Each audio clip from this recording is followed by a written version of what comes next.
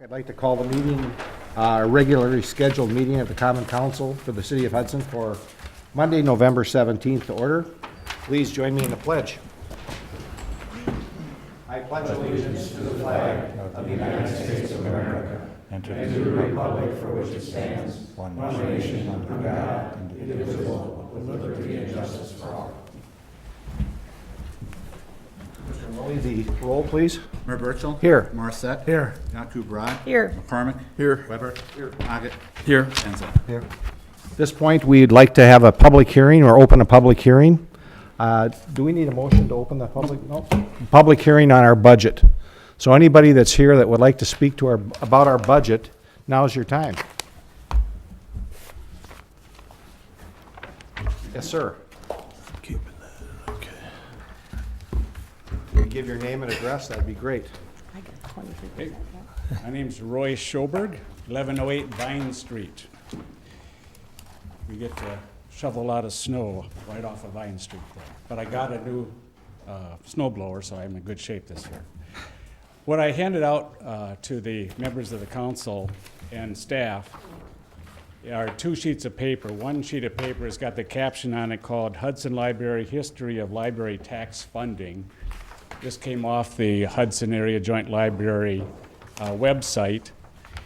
And what I want you to look at from this is it's a history of the amounts of revenue that has come from the county's rural communities to our library. And you'd find that in the middle section where it says St. Croix. And you'd find under year 2006, St. Croix County gave our library $29,728. And then it reads across until you get through last year when St. Croix County gave our library, for rural customers' use of our library, $82,613. If you add up all those numbers, it comes pretty close to $500,000 coming into our county library, or to our Hudson area library.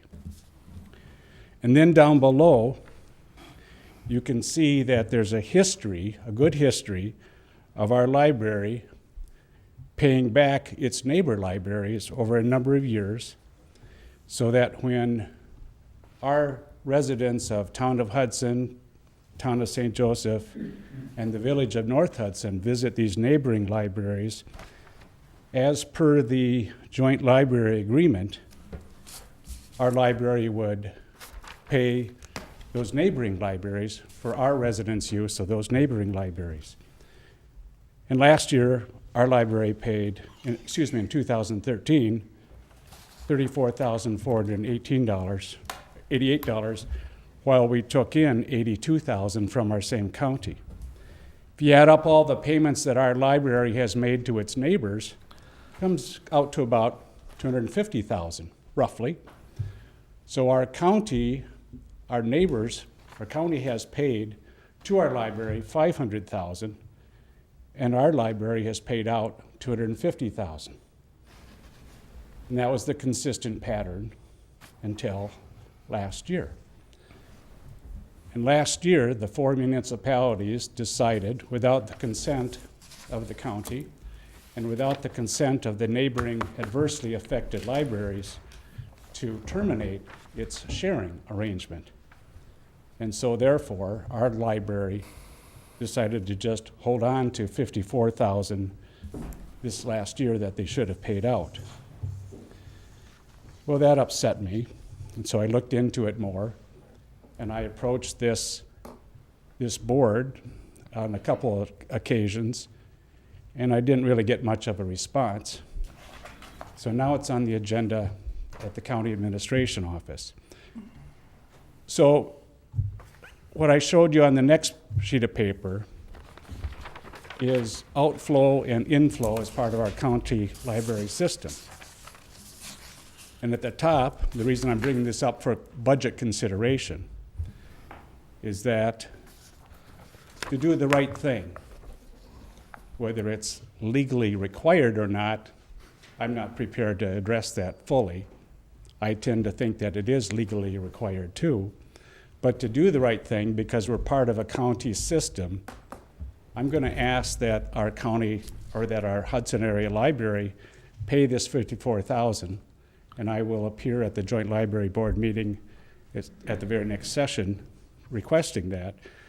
But now this is an unbudgeted amount for our joint library, and I don't want our joint library to be inflicted with harm. This is a bill that they should pay. And so I'm requesting then that the 4 partners contribute to this 54,000 shortage.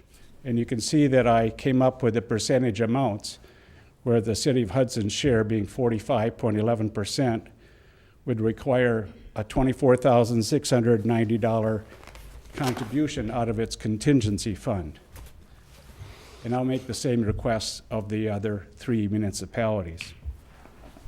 So this year, 2014, St. Croix County paid our library $82,613, and that's part of the system. That's what our library brings in, and our library is supposed to make a distribution out.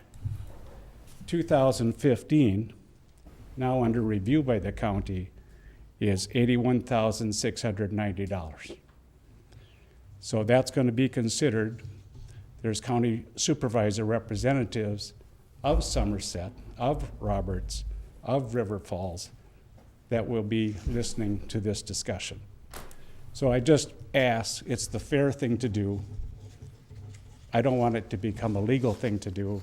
I think it's just the right thing to do. If we're receiving money in, why wouldn't we pay the money out like we've done all these prior years? Thank you for listening. Okay, is there anyone else that would like to address the council on the budget? Yes, Kim? Hello, I'm Kim Heineman with the Hudson Chamber of Commerce and Tourism Bureau. That address is 502 2nd Street. And I guess I just wanted, as long as we were talking earlier about room tax and lodging tax distribution and so forth, I wanted to thank you all very much for your thoughtful consideration of those funds. And I also wanted to thank you for working with us to get up to the state statute percentage, which is the 70% where we have been for a while. And the good news is, I think we're doing a great job because we are exceeding our budget goals, as has been identified. So the more advertising and promotion we can do outside of our market to encourage overnight stays and more heads in beds, the more funding that comes in, not only to promote people coming here, which we have to do by law and by the statute. It has to be done in a certain way. It also provides extra funding for the city, because that extra overage that comes in from exceeding our budget goals on both the city and the tourism side, you're able to spend in ways that you hadn't been able to before because we are exceeding those budget goals. So I thank you for thoughtful consideration of that. Obviously, we would like to consider along the same lines as we have in the past at the 70% state statute line. And we look forward to continuing to do a great job in promoting Hudson to out-of-market areas, and we have a lot of good things in store. So that's all I wanted to say. So thank you very much for listening. Thank you, Kim. Anyone else? Have a motion to close the public hearing? So moved. Second. All those in favor? Aye. Okay. At this point in our agenda, we take public comments from citizens present who would like to speak to the council on any item that is not on the agenda tonight. Is there anyone here that would like to speak to the council? I would. Okay. It's me again.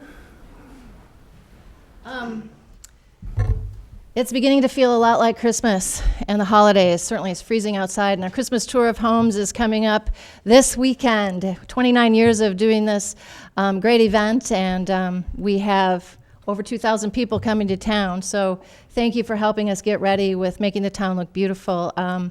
For the viewing audience, tickets are for sale at the Chamber office, Seasons on St. Croix, Lavender Times, and the Hudson House. We do sell tickets the weekend of. So anyway, thank you. We also have lodging packages that people stay overnight here to do the tour on both days and enjoy Hudson. Other things coming up, celebrate the holidays, which you're all familiar with, which is Light Up Night and Candlelight Stroll and Reindeer by the Park. All bring people to town to add to the vibrancy. And then, of course, we also have our Shop Local initiative, which is our Hudson Independent Business Association, which is a committee of the chambers, where we promote shopping locally. So we have our Small Business Saturday promotions that are coming up this Saturday after Thanksgiving. So all those things are coming up, which leads me to a very big thank you for the 67 additional parking spaces on First Street. So that's very much appreciated. So thank you. Thank you, Kim. Anyone else?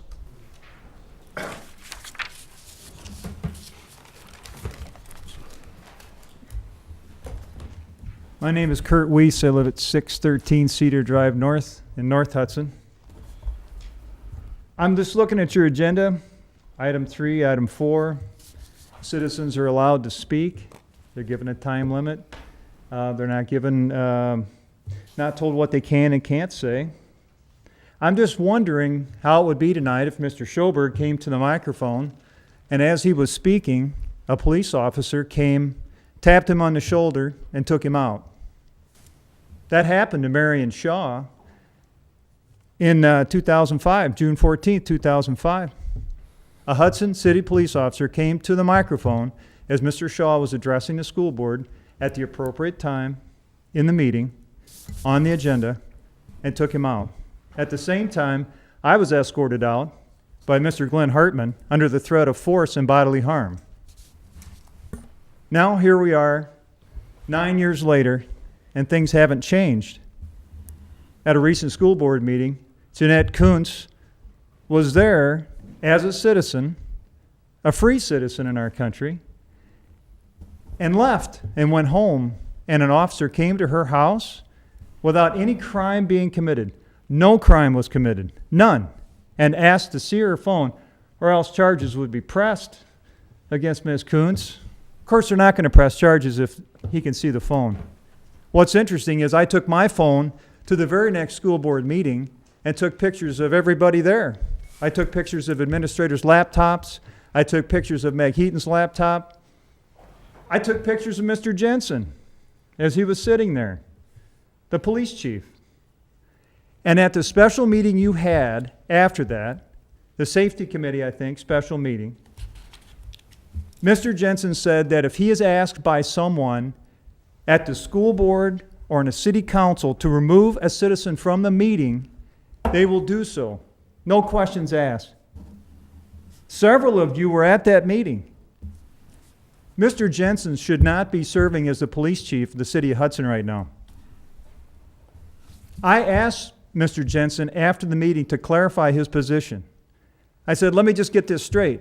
If we're at this meeting and the mayor, I'm sitting in the audience just like Mr. Hanson is right here, taking notes, and the mayor says, Marty, Mr. Hanson has to go. You'll get up and remove Mr. Hanson from the audience? Yes. That's amazing. That is absolutely amazing. He is to serve and protect the citizens, not the politicians. He is to defend the Constitution of the United States. Otherwise, you have rule of man and not rule of law.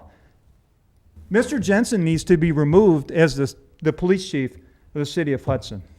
Thank you. Thank you. Is there anyone else?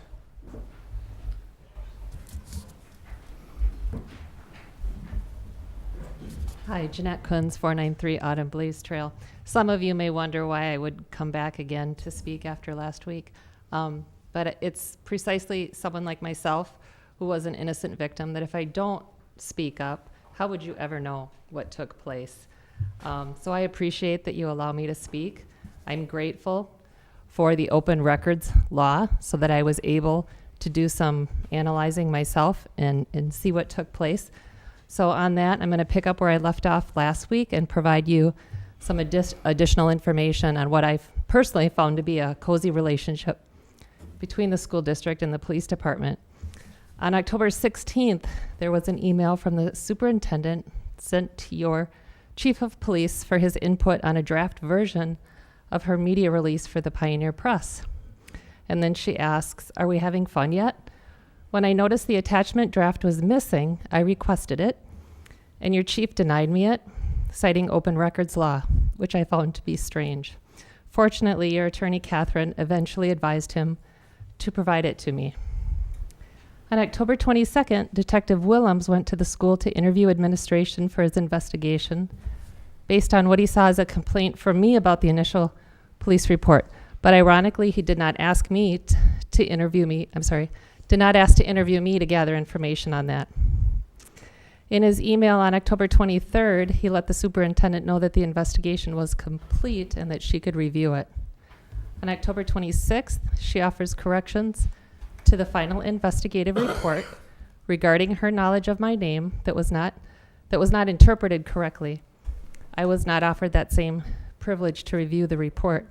And then on October 27th, it was that final report that the school's attorney used to emphatically argue that I was not a target. Had Detective Willems properly investigated, in my opinion, and combed through emails as I have, rather than rely on the school admitting whether they had targeted me or not, he too may have discovered this evidence. From the security video, it's obvious that my seating position would have made it impossible for me to capture what Stephanie DeVos had accused me of, and that was not noted in the investigation either. Eventually, on November 2nd, Detective Willems did contact me for a re-interview, but it was already a week too late. I don't need you to recall what Kurt Weiss just spoke about, so I don't need to reference that about Jensen's understanding of removing people. So I stand here today even more troubled with the facts that I have discovered than I originally was with the events of October 14th. The emails that I've reviewed and that you are able to review, should you request them, display a pattern of what I would call collusion that I think needs to be stopped. The relationship between the superintendent and the police department is creepy at best, and there is a pattern of bullying tactics over the years. I think you've made a wise decision, or the committee has, by halting the use of the liaison officer at school board meetings. I will also urge the Police and Fire Commission to take appropriate disciplinary actions for their own, and ask for you to seriously weigh the risk and reward of future contract relations with the school district. For your time and consideration, again, I am grateful. Thank you. Thank you. Is there anyone else? Okay. Let's move on.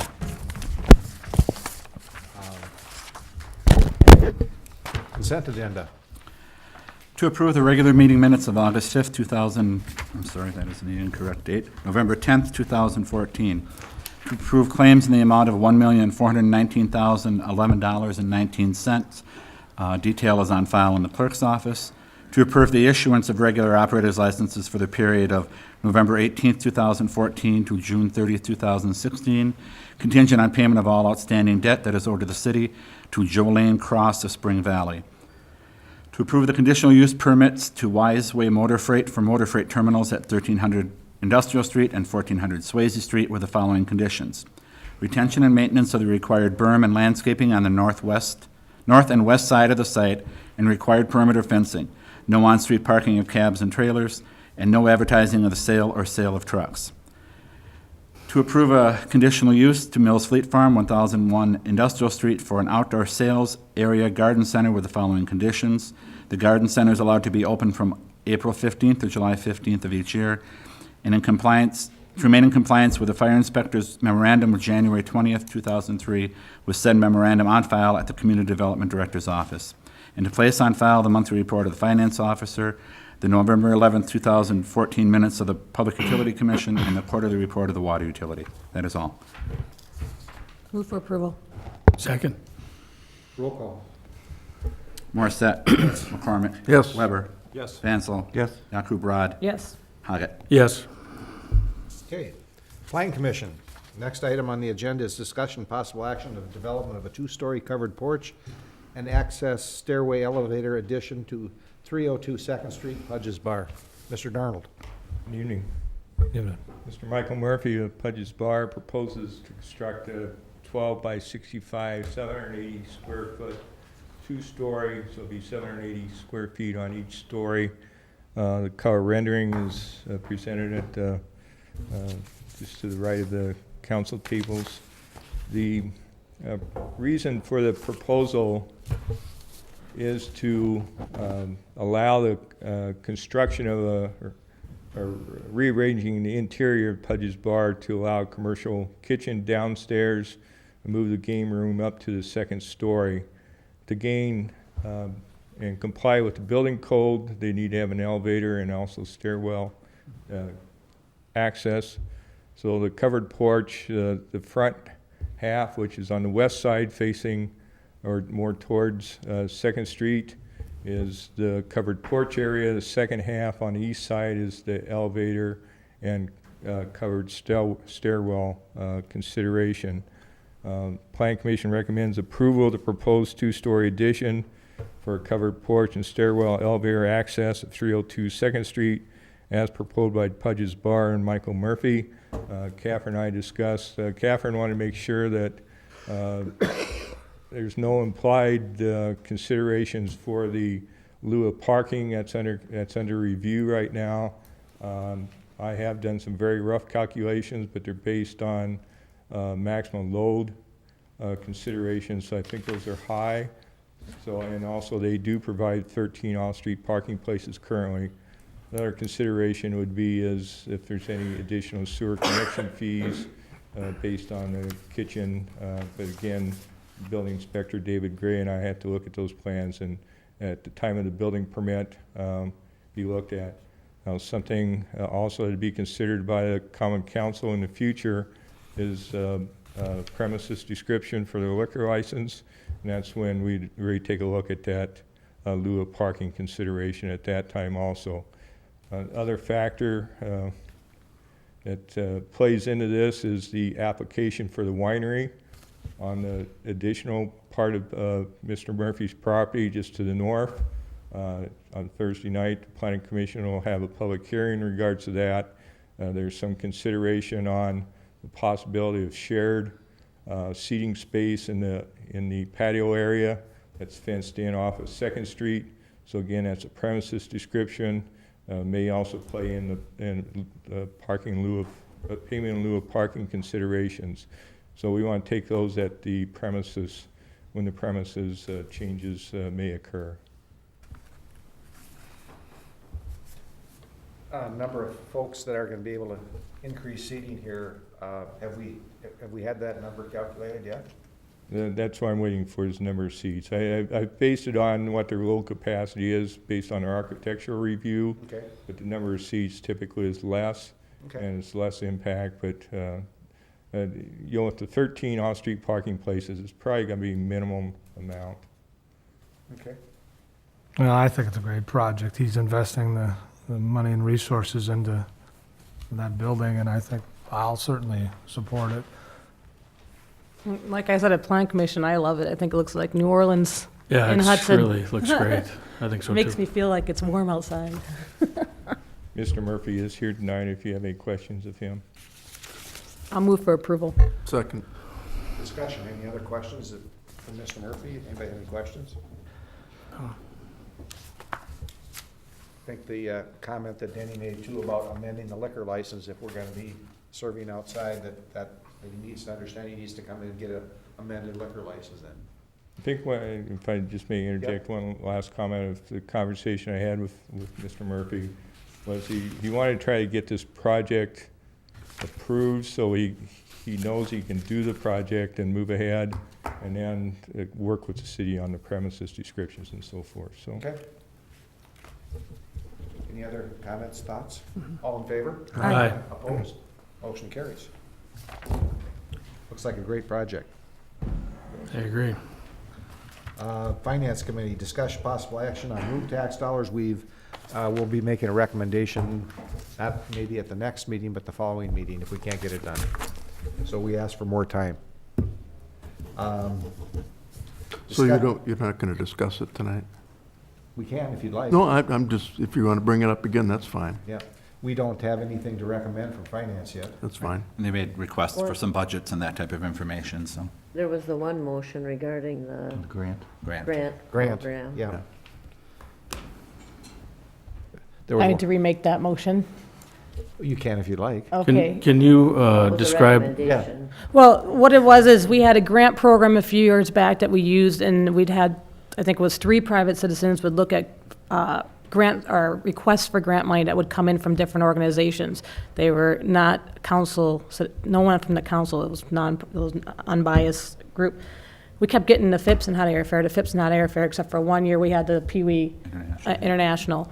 And so we just, we took care of all that every year, and we just kind of just moved the FIPS and hot airfare up to permanently receiving the same amount of money that they were out requesting every year. okay, So it's basically a program that was created a few years ago. It was kind of like, let's try it and see what happens. That was the result of it. So I guess I look at it as we're not getting short of requests for funding out of this. So I don't feel we need to take it outside and work on a grant program and go through all that, because then there's deadlines to meet and a whole bunch of other stuff that can push back things, so. I would assume we'd take special requests to take it outside of the council if so we could do it on a case-by-case basis. We already right? are. Yeah, right, so, Yeah. okay, thank you. So I'll make the motion again to just strike the grant program and continue to take requests as they come in yearly. Is there a second? Second. Discussion. So where would the money come from if it's, the grant program apparently would allocate some money? It was the same money from the same budget. It was always the same amount of money budgeted. We just moved a few, 4,000 or 5,000 down below for like special situations. But just like there's requests that came in for the craft fair, that they could have requested that through the grant program, but now we're looking at it separately, deciding if we want to find a way to fund that anyways. It was the same amount of money. It wasn't something separate. It was all the same bunch of money that we just, Okay, so we didn't have money set aside for the grant program? No. Specifically? same funding source. Yeah. And normally, there's usually an unallocated amount in each year's budget for things like this that you could allocate later on in this calendar year. And we don't have a situation where we say, we've got this money, we have to grant it out. We don't have to do that. We can utilize it for parking, for snow plowing, we can use it for whatever We can roll it over, yeah. so. Jerry, did you want to say something? Yes, please. Okay. Thank you. I'm Jerry Adams from Hunter Hill Road, 1520. I have to report back to 9 other board members, and I can't quite figure out what conclusion may have been reached. Are we out of this thing as far as the grant concerned, or is it still in there, or is it out? I don't know where we're at, so I have to figure out from you if you can tell me. Can't tell you that. I don't think we made a decision. on it. Decision hasn't been made yet. Okay. It's going to be made at a future meeting. Thank you. Okay.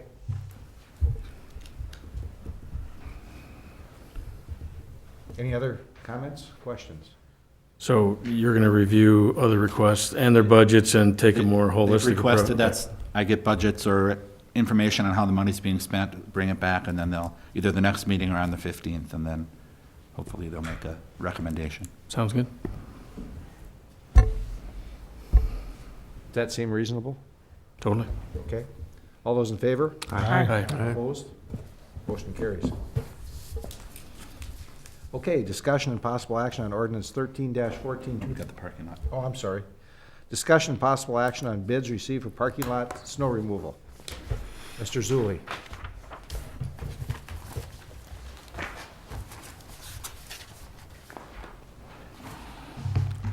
The Public Works Committee recommended that we solicit bids for plowing of the city-owned parking lots at the September 8th meeting.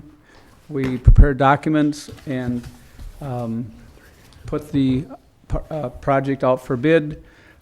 We advertised for 2 weeks and in the Hudson paper and in the city website. We did receive one bid from Complete Lawn Care for $2,970 per month. And this is for the plowing of the Library Police Department lot, the Beach House parking lot, north parking lot, which is the Wells Fargo parking lot, the Phipps lot, the City Hall lot, which includes the EMS ramps and the fire hall ramps, the Harbor lot, and Williams Park, or excuse me, Williams lot. That's a lot of lots. I'll move for approval. Second. Discussion. It does not include hauling the snow. We're responsible for that, hauling the snow away, which can be a large item, correct, Tom? Again, at that point, But we have our at time. that we point, can we have the equipment and, you know, the vehicles to haul away.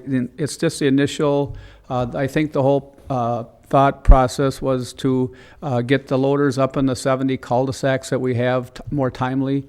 Generally, it takes several hours to get our, you know, parking lots plowed, and that's one of the first things we try to do before, you know, 7 a.m., before the, you know, the people start parking. So it's just going to allow the city staff and our equipment to get up in the cul-de-sacs faster. Okay. So we got a lot of snow here in November, so we're just doing that in-house then, or will that always be the case, or? The contract, if the contract and all the requirements and goes through, the contract would be from December 1st to March 31st. This is a 3-year contract, and there's no increase for 2015 or 2016. We don't want to consider November and April snow at all? Or not worry about it, or? April is kind of one of those things that. Snows, it melts. Well, yeah, 2 years ago, didn't we get like 17 inches of snow in May? I mean, sometimes we get some zingers, but I guess we It don't can't. last very long. That's true. In November, it's going to be here for the whole winter. It is. It's already staying, I see that. Okay. You were going to have a question? Yeah, Tom, what's the requirement? You say you try to get them plowed by 7 AM. What's the requirement for them? That the parking lots be plowed by 7 a.m. I've talked to the owner of the company, and he understands all our requirements and feels that he can do a good job for the city. What about the people that use the lots to get off the street downtown? They'll have to go around them and come back the next day and clean up. Okay. He understands that. If it snows even during the day, when there's cars parked there, he said that he agrees that he'll run through, you know, maybe even once or twice during the day if the snowfall continues during the day. Awesome. Okay, any other questions? Okay, all those in favor? Aye. Opposed? Motion carries. Thank you, Tom. Thank you. All right. New business, discussion, possible action on ordinance 13-4, 2015 appropriation ordinance. This is related to the budget, so it would be at this time if there are any questions, concerns, changes that you'd want to make to the budget. One notation is as was discussed at finance, the parking utility budget, which is on your ordinance sheet here, we're going to increase that by $12,000 to take care of this winter's snow removal, at least on a temporary basis until something else is decided. So that number would be $134,739. We'll make that change. But I don't know if there's any questions on the budget, any changes that you want to make. Well, it seems reasonable to talk about this library deal. I don't know, I mean, we are taking in money and we're not putting out money, so this is is this true or not? It seems like it is, so I mean, we've done it all these years up till now, why are we changing our mind, I guess? I didn't realize that we took in that much money and so It's on. not Oh, the sorry. county giving us the money. It's the county is a pass-through. I see. Neil, they don't allocate money, it's a pass-through. But we're still getting the money. Absolutely. Okay. Yep, but that we're part of the Indian Head library system. Neil can explain that way better than I can. The money that comes to the city from the county comes from circulation from, to residents who don't have a library of their own. So if the people, for example, who live in the town of Troy, if they come to our library, what that does is compensates us for their usage of the system. Sure. Now, what happens now if somebody from River Falls or Roberts came to our library, because both communities have libraries, there's no funds exchanged. So, the question, really becomes, here you have people who are residents of the village North Hudson and the two towns who have libraries, The question is, should they be paying, because, or should our library be paying River Falls or the other libraries in the county because their residents who have a library available to them have made a choice to go to another library? So you do have reciprocity between libraries, for people who have libraries, who are residents of communities that have libraries.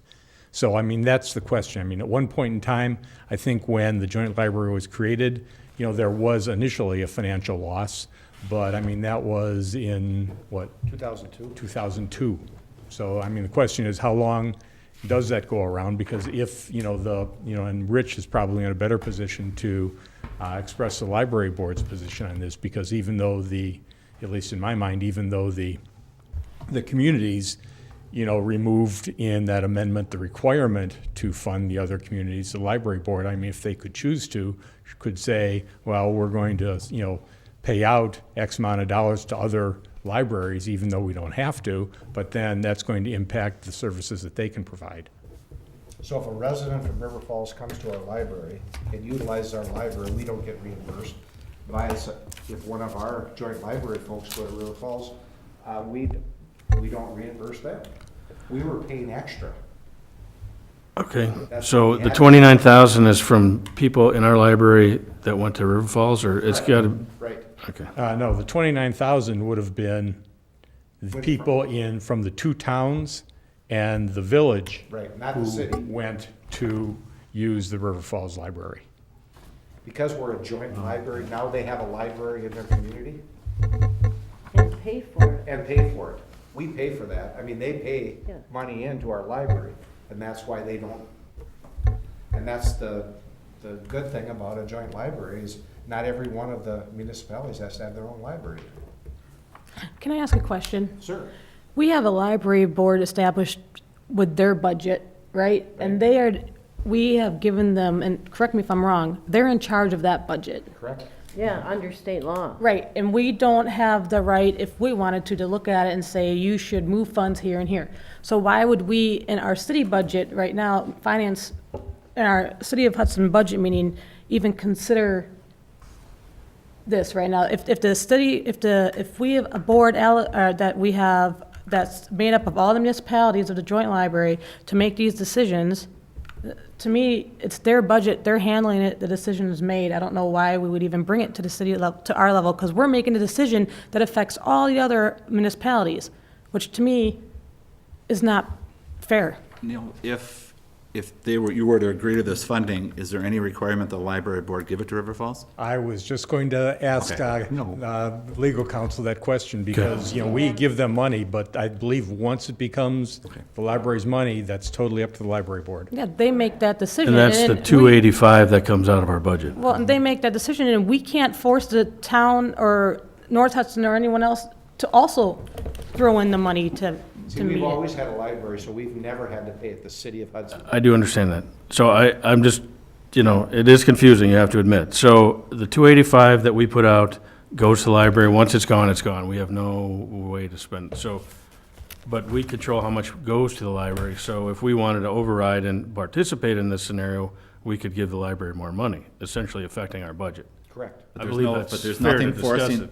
nothing forcing them to give it to River Falls. I do understand that. Right, so we're handing them money without control as where it goes, but if we discuss it saying, we want it to go to River Falls, they can say, sorry. I don't agree or disagree, I'm just trying to understand. Yep. Right, completely, no. that's all. I think if you look back at the agreement and what happened in 2002, a joint library, there aren't very many joint libraries in the state. What would you say, there's 4 or 5? In the It's very limited. Very limited. So it was a new experiment to form a joint library. I think it's a good idea. It was a kind of an idea to try and get the folks working together. And I think part of that deal at the time in 2002 was the understanding that that we would have to reimburse those other libraries for a period of time. And I think it's not written anywhere, but I think there was an understanding that we would do that. Well, no, it was in the joint library agreement. Yes. That the joint library would make these payments to those libraries. But it was also in the joint library agreement that the parties can amend or cancel the agreement at any time. So the agreement was not conditional on that, but it was a provision of the agreement, and this council and the other governing bodies of the member municipalities decided last year, I believe, to amend the joint library agreement to delete that provision, primarily motivated, or at least it came to a real head when the county increased its level of reimbursement from 70% to 100%. And that was different from what the situation was in 2002 when the joint library was created, and really threw a wrench into the joint library budgeting, Okay. is my understanding. So that increase from 70 to 100 had a big impact on Yeah. our taxpayers. And for the life of me, I don't know why we don't want our own library to get the money that we're generating, to keep it in our library and keep the services that we have and not jeopardize those. Yeah, and it's a function of state law that communities that fund and maintain a library don't have to do this reimbursement between themselves. But So is it safe to say then, just to be absolutely clear, that these revenues that have been totaled by these other libraries come from members of our joint library outside of the city of Hudson, but still part of our joint library? Like North Hudson, Town of Hudson. Yes. So It's clear as mud. these numbers are racked up, yet they should be getting credit for having a library also. They are, Okay. Yeah. because they're in the joint library. So these dollars are just keeping track of people outside of Hudson in particular. Okay. That'd be fair, Neil? I think that's fair.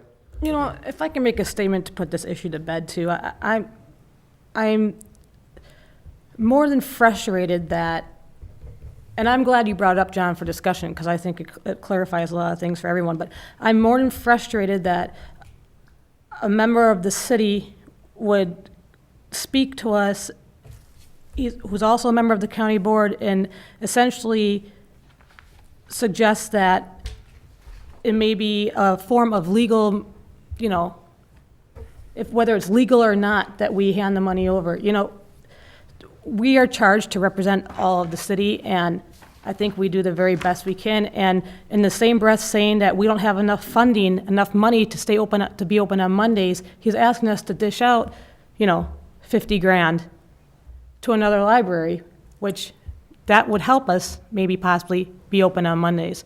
So personally, I'm just kind of tired of hearing it. Okay. So. Anything else? Well, I appreciate the time, just to clarify, because, you know, at some point, you're like, my brain just got to get it over with here, so. Well, I don't think it's an easy issue. It's not an easy issue. Library is, All right. Rich, you want to give us a quick crash course on that? Funding of libraries? Funding of libraries, no, I don't. All I can tell you is that the library is operating at a deficit, and it's one of the most efficient libraries in the entire system in the state of Wisconsin. Runs at the lowest cost per transaction out of any of the libraries in the state of Wisconsin. Some of these other libraries are double the cost for us. We operate at about $2.70 a transaction. I think River Falls, if it roughly, is over $4.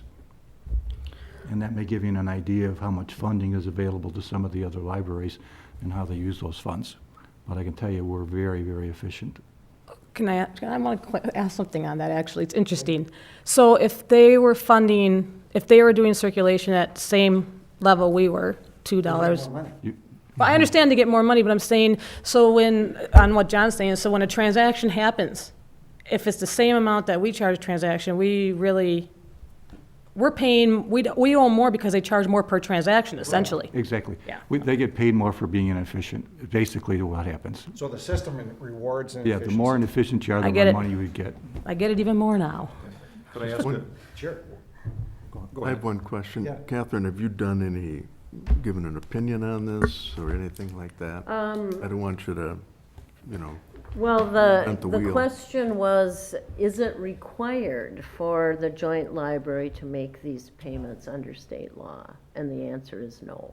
In other words, Was it a term of the agreement? The answer was yes. Can the parties change the agreement? The answer to that also is yes, by a term in the agreement. That's where the majority voting came in, right? Didn't they, all members had to agree or something like that? Yes, the members, this council voted and the boards of the other members voted to change that provision of the agreement. I think at the time of the agreement, it was probably the right thing to do because of the potential loss to the other libraries when the joint library was formed. But I think the time has come where that is no longer the fact, it's no longer an impact on them. And that's why the reimbursement doesn't make sense. And in addition to that, the library really can't afford to keep doing this. Can I, Jim? Ask, how do they arrive at a figure like $29,000 for do the River Falls Library? That's roughly 5,000 books that have been loaned out, more than that. Or tapes, or movies. Tapes, videos, That whatever seems it is. like a lot for the town of Hudson and We St. got Joe. an answer and- coming right now. All the libraries keep statistics like that as to where the cardholder resides. But you have to remember, River Falls is a university community, so you may have students there who utilize that library. And I mean, that's that's what I have attributed a lot of it to. Within our district, there's also reimbursements to that are nowhere near as significant as River Falls, to Somerset and to Roberts. And you could see people who lived in the eastern part of the town of Hudson, may be closer to Roberts, or people who live in the town of St. Joe's may be closer to Somerset Library. But I think River Falls, for, what, that money is for people who live in the town of Hudson, the town of St. Joseph, and the village of North Hudson going to the River Falls Library. And, at least, I don't know, for a fact, but I would presume that a lot of that is students. So it raises the question, is it for a physical transaction, or is it if you order it online using Either one. the system? So it's either one. I believe it's circulation to those, to those people. I could see that happening, but physically going to that library is not very probable. But if you're a student at River Falls and you need to Sure. put something up there, that, Sure. Or on Mondays when our library is Yeah, not we're open, not open on Monday, so potentially. might as well go to River Falls, right? We might be if we keep that money with us. okay, anything else, I Jim? don't know about the I'm a library. regular user, and I wouldn't think about going to River Falls. All right. Do you Anything want me else on the to budget? give a quick summary, do you think, or? Yeah, go ahead. The budget will remain on file here at the clerk's office, so if anybody from the community wants to look at it. Essentially, both the revenue and expenditures will be up about 3.5% over 2014 for the 2015 budget, but there will be zero impact on the mill rate because our valuation went up, so it's. I have a couple of questions for Neil, or for you, I don't know who they would be. Yeah. About a particular. Sure. The First Street building. Okay. It says that there's a salary for full-time of approximately $5,200, salary for part-time of, let's say, $30,000, and health insurance is $24,500. Right. How can that be? Well, we have to offer as far as the salaries, our full-time employee here does spend about 1/10 of his time down there, and then we have a 3/4 time individual. We're required by anybody that works more than 30 hours a week, and he happens to choose the health insurance. So our share, the city's share of a full-time person with a family plan is about $28,000 a year. So that's 3/4 of that, if you will. Okay. And that has a lot to do with our history. The state plan was very expensive. We went out on our own, and we've actually, 2 years have not had an increase, and this year we've had a decrease, but. Well, I looked at the police department, and theirs has actually gone down. Right, because they had 3 officers that chose not to go on the plan this year. That made it, well, it was 405,000 in 2012, and it's projected to be 296,000 in 2015. Is that just 3 officers? It's gone down 5%, so I mean, they have the biggest budget, but yes, I believe there's 3 officers that pulled out. So you said it's It's, what, 28%? $28,000 $28,000. for a family. And we were paying more when we were on the state plan a few years back. That's down about 30%. But my calculations showed that generally then it's about, health insurance is equivalent to 1/3 of the salary. Depending on the person's salary, could be. We have, our, I want to say lower end isn't the right way, I want to say it. Our clerical staff, some of them, it is probably even higher than that. It's probably 50 to 60%. But on average, if you were to take like a $60,000 salary, yes, you would be correct. Thank you. Yep. I was hoping I was misreading it. Like I said, we were, prior to 2009, we were on the state of Wisconsin plan, and we were paying higher premiums than this, and then we went off the state plan. Now we're partially self-insured, so we took a little bit of a hit, but I think we're on our 2 years in a row, we had no increase, and we actually had a decrease this year, so. Thank you, Devin. Yeah, and like I said, the mill rate will remain the same for the city, as it's, we've done that. The last year it went up because the long-term capital plan was implemented, but I don't know if any of the other council members have specific questions on any of the line items, or? Well, I think the interesting thing on the mill rate comparison, the change that you got on your table. It's right up there. If you go to the county is going up 4.79%, school district is 0.4448. WITC, their funding mechanism is changing. So taxpayers will likely see a reduction throughout this, throughout this part of the state, because now the state of Wisconsin is taking money out of some other fund to pay for the technical colleges. But our percentages, we're staying flat as far as, Right. so I'll say good job to all of you guys for how hard you worked on your budgets to try and keep that down. If you look at actual dollar percentage increase, the county's going up almost 8%. The school is 3.4, and the city is at 2.8%. You're looking to move, to post this, I mean, to. pass Well, it? you need to Yeah, suspend, and then, I'll move to yes. suspend the rules. Second. Roll call? Dr. Brad? Yes. McCormick? Yes. Vansel? Yes. Weber? Yes. Hoggett? Yes. Morissette? Yes. Move to adopt the 2015 appropriations ordinance number 13-14. Is there a second? Second, but do we need to add Including that that one change? change, The 12. parking $5,000? utility be Yep. 134,739. Okay. Okay, is that okay, Mr. Morissette? Yes. Mary? Yeah. The second, okay. Discussion, questions? So Neil, next question is tax bills, second week of December maybe, depending on where we get in the loop, or, because that we usually will start getting phone calls tomorrow asking when the tax bills, believe it or not, we get phone calls asking when the tax bills are coming out. Once it hits the county, it's pretty much first come, first served, but I would guess somewhere second week of December would be typical. Okay. Hey, maybe when you get those phone calls, you can actually have them look at the line that says city before we get the following phone calls if their taxes go up in And some way. actually, historically, people look at the bottom line, not understanding that all the other districts, and it's gonna go down this year, so if that makes us look good, then that's a good thing.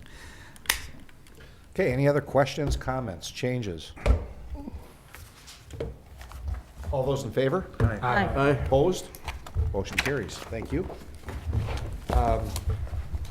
Discussion and possible action on construction easement agreement with Hudson Real Estate LLC for Smiling Moose Deck and Patio Project. Mr. Gray. Good evening. Thank you. Back in September, the city and Hudson Real Estate LLC entered into a construction easement agreement for the project that was approved by Plan Commission and Common Council, that being the patio addition as well as a deck addition to the Smiling Moose. That construction and easement covered the west and south sides of the property. The north side, being adjacent to private property, was not covered under that easement. So during the process of getting their building permit, we identified the fact that that wall, basically the tallest wall in the structure was 6 inches from the property line, was either going to need an easement, or they'd have to assure me that wall could be built from their own property. They were unable to assure me that, so What they did is they went through some additional engineering to get that wall engineered so that it could be constructed from their own private property. So instead of getting that project started in September, they're looking to get that project started probably in the next couple of weeks.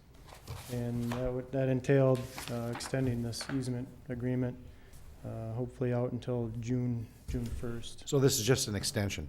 Yeah, exactly. Okay. Move for approval. Is there a second? Second. Discussion, questions?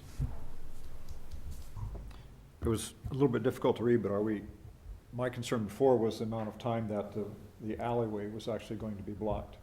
And is that going to change as a result of this, or? You know, unfortunately, we're getting into winter months. I'd like to think that, you know, it won't delay things too much.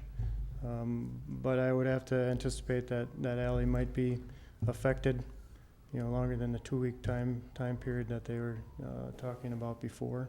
Okay, but we're not talking about till June. No. It, June, you know, that's kind of the project completion date. You know, restoration of public property would be done by then.